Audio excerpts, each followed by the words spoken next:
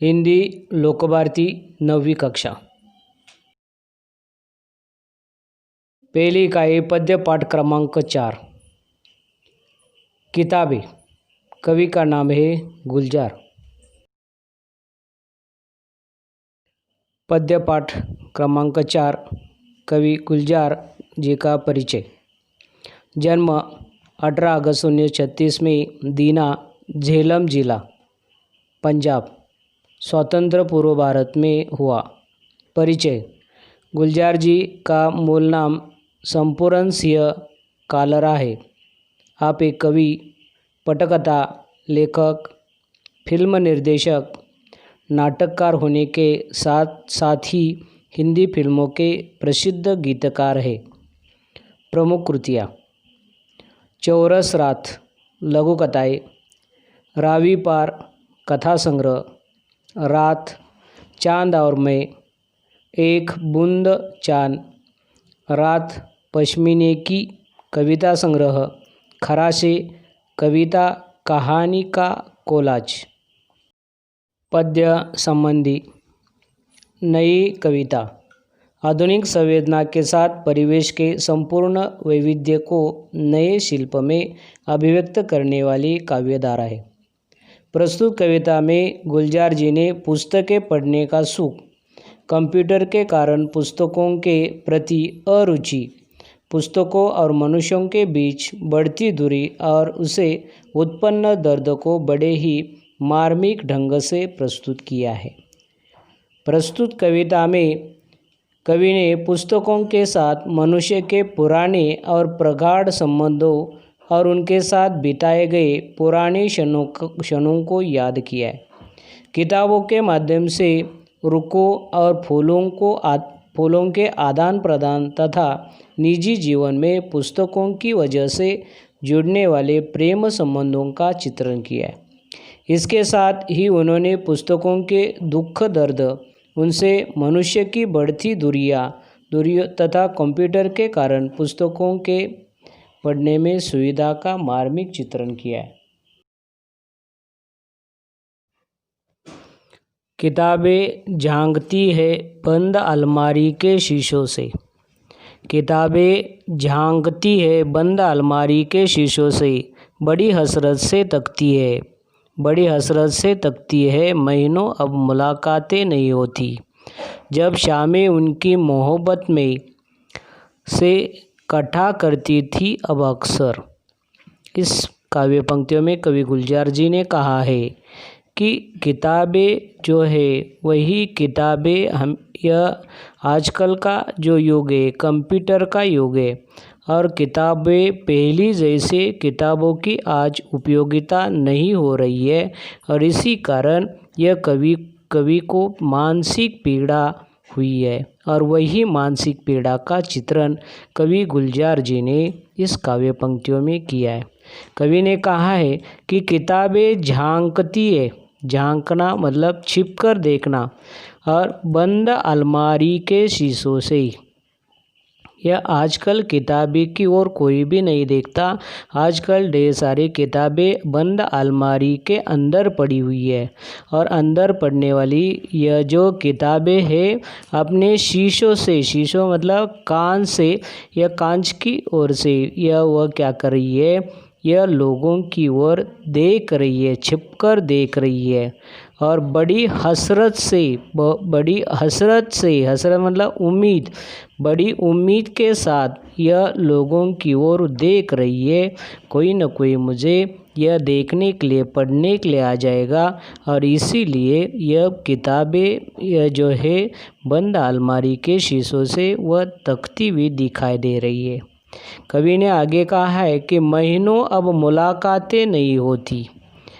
महीनों या ढेर सारे दिन निकल गए, और दिन निकलने के बाद कई महीने भी वो बीत गए हैं, और कई महीनों तक ऐसा दृश्य नज़र आ रहा है कि यह जो किताबों के साथ किसी ने मुलाकातें मतलब भेंट, किसी ने भेंट भी नहीं ली या किसी ने भेंट भी नहीं दी थी। जो शामें उनकी सोहबत में कटा करती थी। पुराने ज़माने में जो किताबों के बिना लोग रहते नहीं है, दिन रात वो किताबें पढ़ते थे। शामें मतलब संध्या, संध्या के समय में हर एक व्यक्ति के सोहबत मतलब संगत में हमेशा की तरह रहते थे। अब कंप्यूटर का ज़माना आने के कारण ये लोग एक दूसरे के सोहबत में, संगत में यह नहीं रह गए हैं। अब तक यही दृश्य नज़र आ रहा है। गुजर जाती है कंप्यूटर के पर्दों पर, बड़ी बेचैन रहती है किताबें। उन्हें अब नींद में चलने की आदत हो गई है, जो कदरें वो सुनाती थी।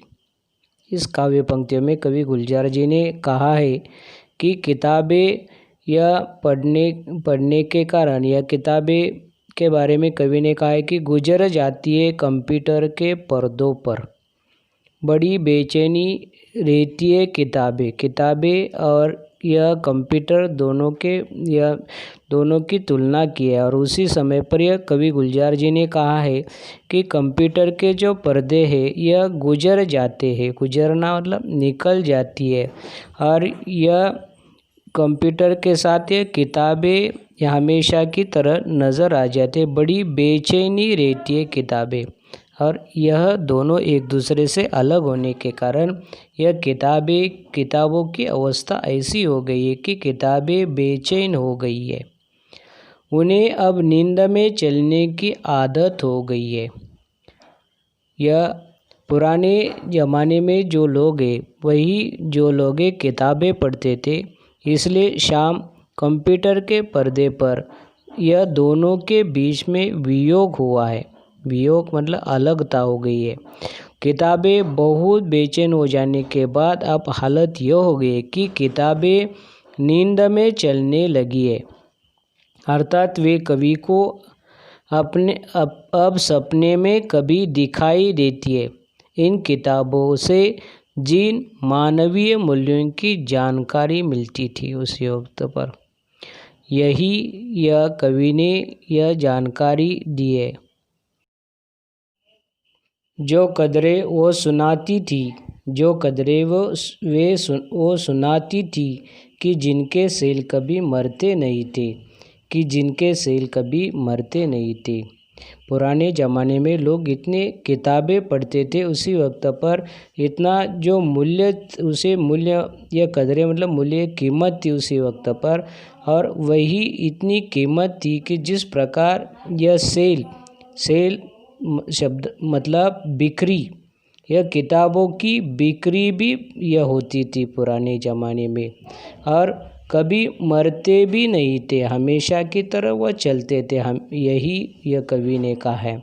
वो कदरें अब नज़र आती नहीं घर में, और वही जो कदरें, वही मूल्य आजकल लोगों के घर में वो कदर नहीं है। कदर मतलब यह मूल्य भी नहीं दिखाई दे रहा है। जो रिश्ते नाते वो सुनाते थे, वही कदरें ये लोगों के रिश्ते नाते के बारे में वह जानकारी वो किताबें देते थे, वही कदरें आजकल हमें नहीं दिखाई दे रही है। यही जानकारी कवि ने इस काव्य पंक्तियों में दी गई है। वह सारे उधड़े हैं, कोई सफ़ा पलटता तो एक सिसकी निकलती है। कई लफ्ज़ों के मानो गिर पड़े हैं, बिना पत्तों के सूखे टुंड लगते हैं।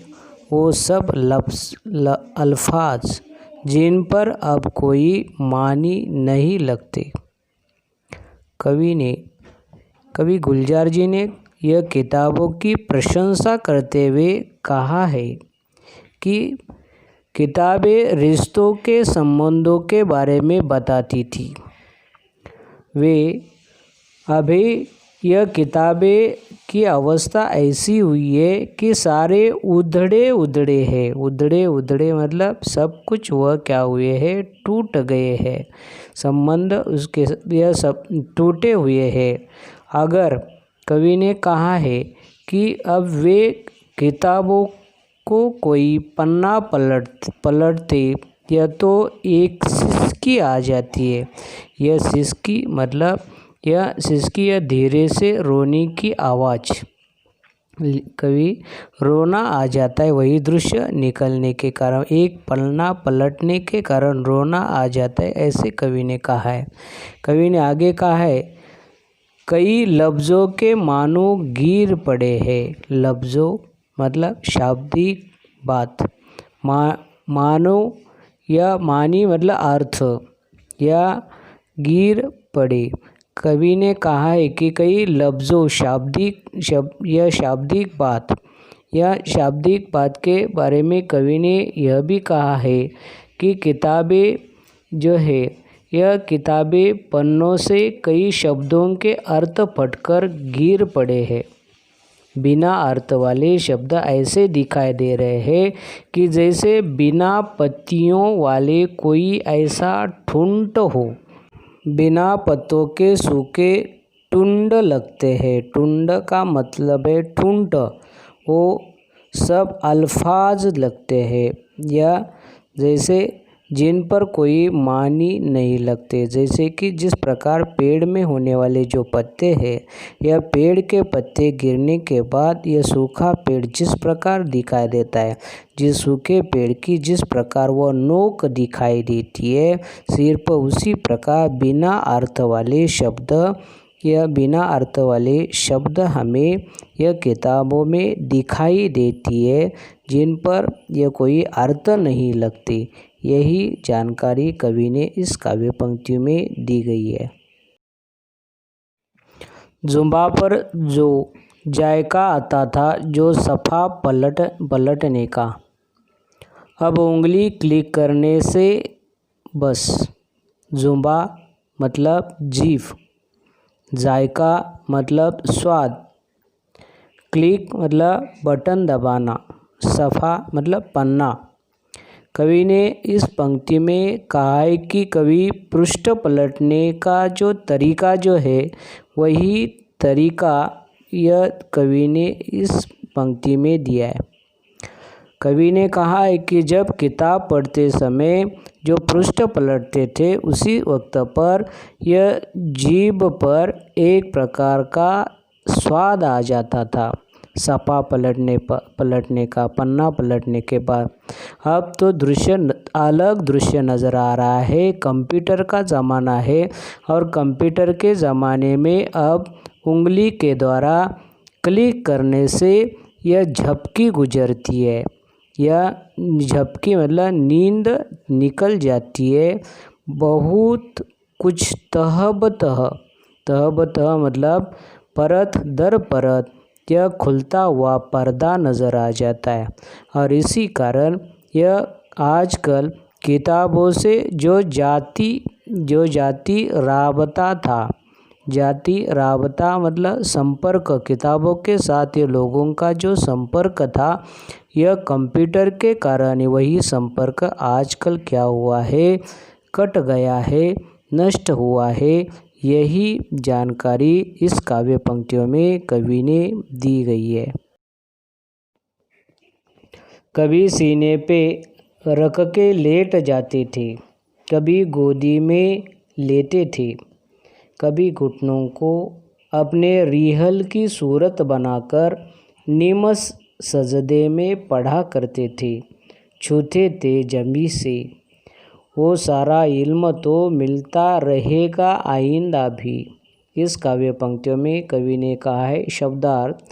जैसे कवि ने कहा शब्दार्थ में रिहल मतलब छावनी, जो धर्म ग्रंथ रखते उसे रिहल कहा जाता है। निम सजदे मतलब कम पढ़े लिखे। जंबी मतलब माथा। इल्म मतलब ज्ञान। कवि ने यह किताबों के संपर्क के बारे में कहा है कि वे कहते थे कि कभी वह सीने पे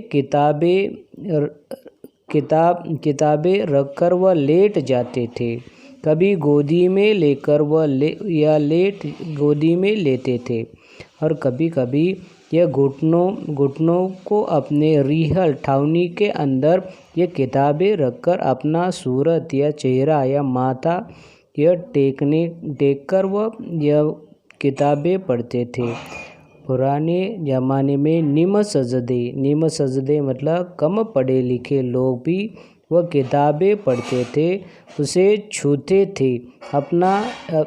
थे जंभी से अपना माथा उसी समय पर वह टेकते थे।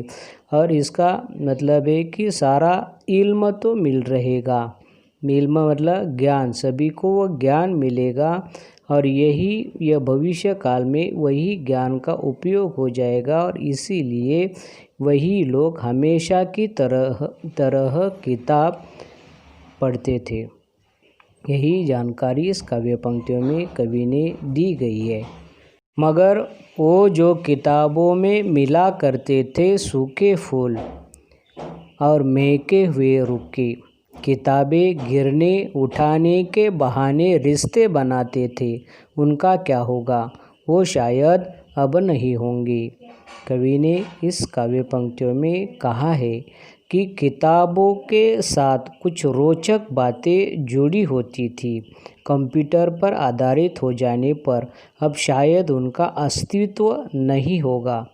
किताबों में कभी कभी किसी के फूल या संदेश पत्र रख दिया जाता था। फूल या संदेश पत्र जिस पन्ने पर या जिस जगह पर या एक पन्ना जो पड़ा हुआ है पन्ने तक वही फूल या संदेश रखते थे या संदेश पत्र रखते थे, जिन्हें लोग सूख जाने पर भी संभाल कर रखते थे।